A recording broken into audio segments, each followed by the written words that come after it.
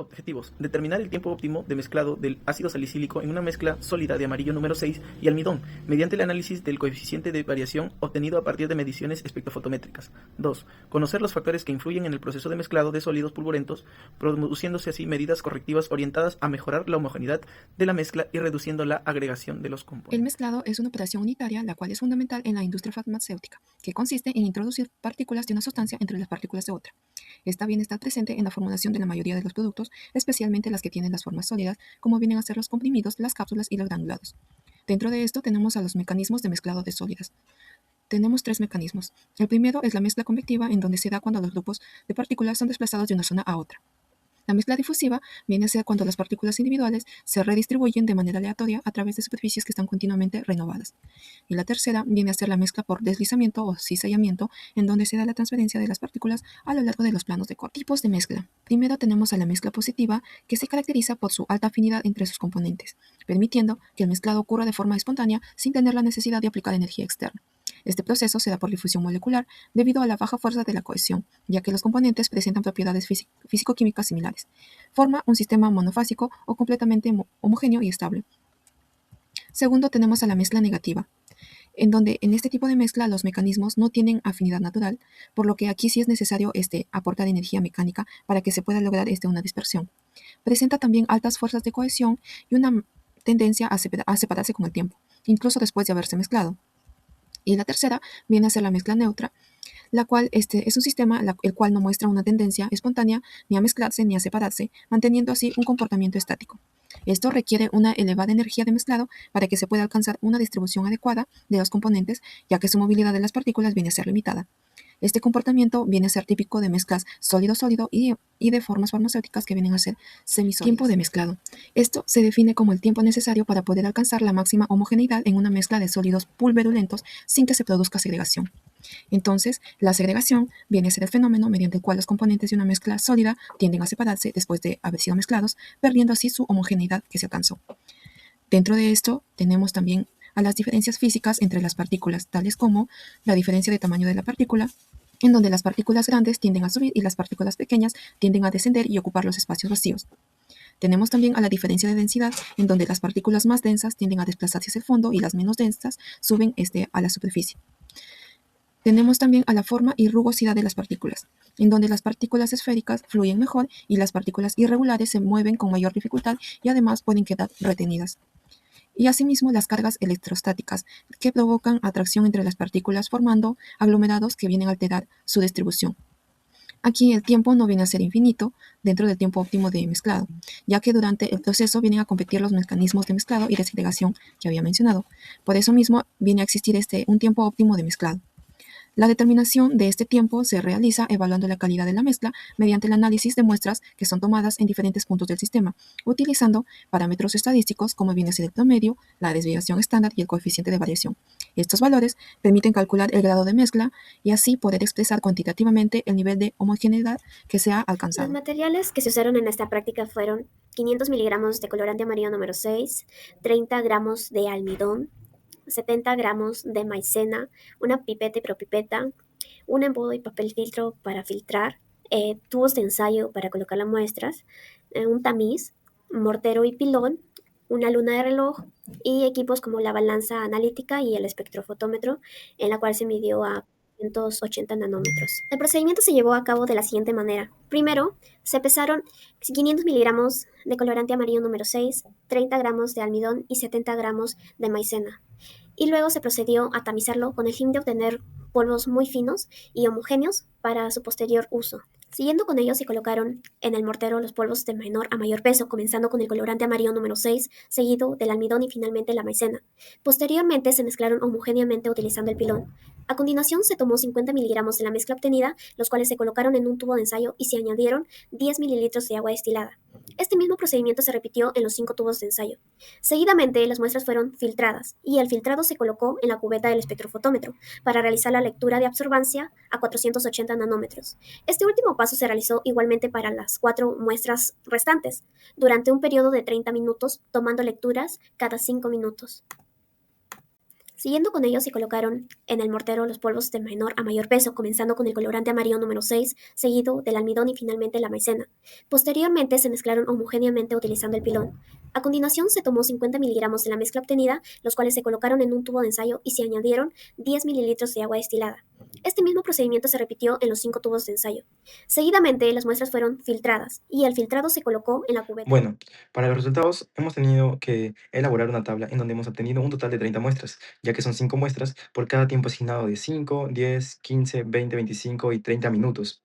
Después de esto hemos promediado las observancias de cada tiempo y hemos determinado su desviación estándar con la fórmula que tenemos en pantalla, que es de la desviación estándar es igual a la raíz cuadrada de la suma de los cuadrados de cada valor menos la media, y estas vamos a dividirlo entre n, que vendría a ser el número total, menos 1. Después de esto, hemos determinado también el coeficiente de variación. El coeficiente de variación, en este caso, lo hemos determinado con la fórmula que nos ha dado en la guía de práctica, que significa que el coeficiente de variación es igual a la desviación estándar dividida entre la media y multiplicado por 100. Esto lo hemos obtenido con la finalidad de, pues al final, realizar una gráfica que nos da el coeficiente de variación. Hemos creado la gráfica del coeficiente de variación por tiempo para así poder obtener el tiempo óptimo, que ha sido nuestro resultado final. Resultados. En la gráfica de coeficiente de variación versus tiempo, en minutos, tenemos que en el eje X encontramos al tiempo, mientras que en el eje Y se encuentra el coeficiente de variación. Esto nos va a permitir obtener el tiempo óptimo de mezclado, el cual se encuentra definido como el intervalo mínimo necesario de tiempo para alcanzar una muestra homogénea, el cual en nuestro caso viene siendo de 25 minutos. Los obtenidos en la determinación del tiempo óptimo de mezclado evidencian que la homogeneidad varía significativamente con el tiempo de mezclado, lo cual concuerda con sus principios teóricos. El análisis estadístico de la observancia expresado mediante la desviación estándar y el coeficiente de variación permitió evaluar de forma cuantitativa la uniformidad de la mezcla en cada intervalo de tiempo. En los primeros tiempos de mezclado, que son de 5 y 10 minutos, se registraron unos valores elevados de coeficiente de variación, lo que indica una distribución no uniforme del colorante en la mezcla. Este comportamiento puede atribuirse a una insuficiente interposición de las partículas, donde aún predominan regiones con mayor o menor concentración de componentes de trazador. En esta etapa, el sistema se encuentra dominado por mecanismos iniciales de mezcla compactiva sin que haya alcanzado una redistribución efectiva. A los 15 minutos, la disminución del coeficiente de variación sugiere una mejora progresiva de la homogeneidad producto de una mayor interacción entre partículas de la maicena, el almidón y el colorante. Este resultado es consistente con el avance del proceso de la mezcla difusiva, en el cual las partículas comienzan a redistribuirse de manera más uniforme dentro del hecho sólido. El incremento marcado del coeficiente de variación a los 20 minutos representa un fenómeno relevante dentro del análisis. Este aumento de la dispersión puede estar relacionado con procesos de segregación causados por diferencias en tamaño de partícula, densidad o movilidad entre los componentes de la mezcla. Un tiempo de mezclado intermedio puede favorecer la separación de componentes cuando las fuerzas gravitacionales o de cohesión superan el efecto homogeneizante del mezclador. El mínimo coeficiente de variación observado fue de los 25 minutos, que indica que en este punto el sistema alcanza su máxima homogeneidad. En este tiempo se logra un equilibrio entre los dos mecanismos de mezcla convectiva, difusiva o por deslizamiento, permitiendo una distribución uniforme del componente trazador en toda la mezcla. Este comportamiento justifica la identificación de los 25 minutos como el tiempo óptimo de mezclado, ya que corresponde al estado de mayor reproductividad y de menor error relativo.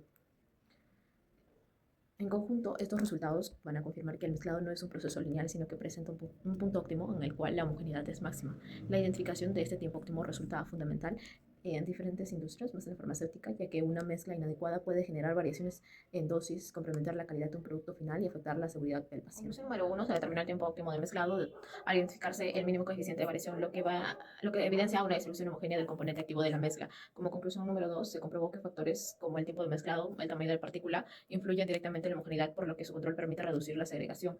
Y como conclusión número 3, el uso del análisis estadístico de la absorbancia permitió evaluar objetivamente el grado de mezclado, asegurando la calidad. Este tipo de práctica puede ser aplicable en distintas industrias. En la industria farmacéutica, la evaluación de la homogeneidad es fundamental en la fabricación de comprimidos, cápsulas y polvos medicinales.